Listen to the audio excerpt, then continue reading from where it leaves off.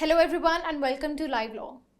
Now if you're a fan of Bollywood movies, you've probably seen plenty of scenes where the police take matters into their own hands and shoot the bad guys without a trial. Basically, that is what our topic for today is: encounter killings. Encounter killings are when the police or security forces kill suspected criminals, usually claiming that it was in self-defense.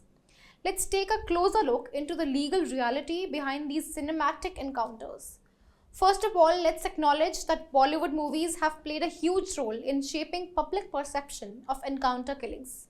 Movies like Singham, Dabangg, and Simba often show that hero cop taking down the bad guys with his bare hands, and these movies make encounter killings seem like a necessary and heroic act, but in reality, they're not legal and against our constitution.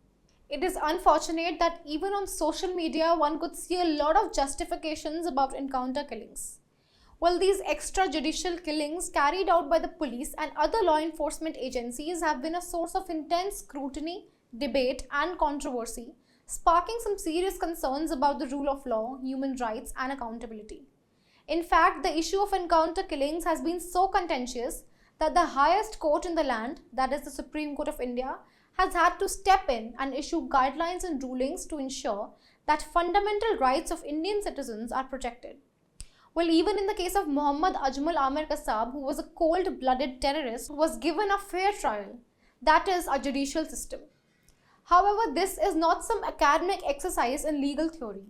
This is a matter of life and death for people like former politician and Umesh Pal murder accused Atiq Ahmed, who had appealed to the Supreme Court for protection from fake encounter, only to have his worst fears come true when his son was shot dead in an encounter and he and his brother were gunned down while in police custody by 3 assailants. The tragic events of Atiq Ahmed's story has once again brought the issue of encounter killings to the forefront of public consciousness. Subsequent to this, a public interest litigation, that is a PIL, has also been filed in the Supreme Court, calling for an independent expert committee to be formed to investigate the killings of Atiq Ahmed and his brother Ashraf. Now, talking about the legality of encounter killings, now according to the Indian law, in case you didn't know, the police can only use lethal force in cases of self-defense or to prevent a heinous crime. Just shooting someone because they looked suspicious or resisted arrest is not allowed. Encounter killings violate a person's right to a fair trial and undermine the rule of law. Another important question that arises is that when an encounter takes place, one does not know whether it is fake or genuine. The Supreme Court of India says we must know the truth when an encounter happens, even if we don't know about the genuineness of the case. In a case with 1,528 alleged extrajudicial killings, the court stated that knowing the truth is crucial for justice to prevail and the perpetrators of human rights violation to be held accountable. To distinguish between a fake and genuine encounter, we must understand the difference between self-defense and excessive retaliation. The Supreme Court of India has made it clear that the right to self-defense can only be used to defend oneself, not to retaliate. Even a dreaded criminal cannot be killed in cold blood. However, if there is a real apprehension of death or grievous harm, the right of self-defense may extend to causing death, but never as a means of revenge. Next question might arise, is it justified for the police to kill the accused because he is a dreadful criminal? The Supreme Court of India has made it clear that being a dreaded criminal does not justify police killing. Such killings are condemned and not recognized as legal by the criminal justice system as they amount to state-sponsored terrorism. Then there are some situations where police officers who commit murders in the name of encounter take defense that their superior officers had ordered to do that. The Supreme Court warned that police officers who commit murders in the name of encounter cannot escape punishment by blaming their superiors or politicians. The court highlighted that in the Nuremberg trials, the Nazi war criminals took the plea that orders are orders. Nevertheless, they were hanged. If a policeman is given an illegal order by any superior to do a fake encounter, it is his duty to refuse to carry out such an illegal order, otherwise he will be charged for murder and if found guilty, even sentenced to death.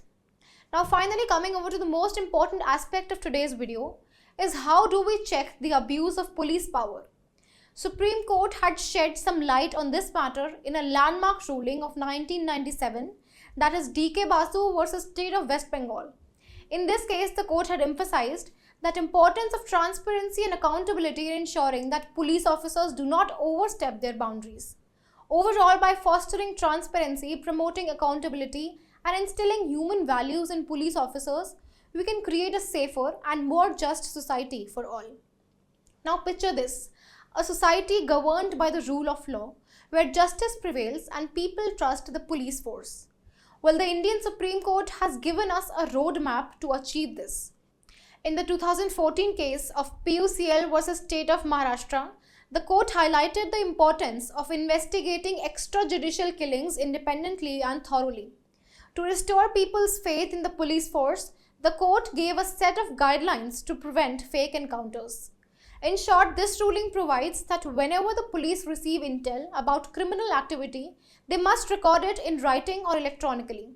If an encounter occurs and someone dies, an FIR must be registered immediately and an independent investigation must be conducted by a senior officer. In cases where police firing leads to death or injury, a magisterial inquiry must be held and victim must receive medical aid and have their statement recorded.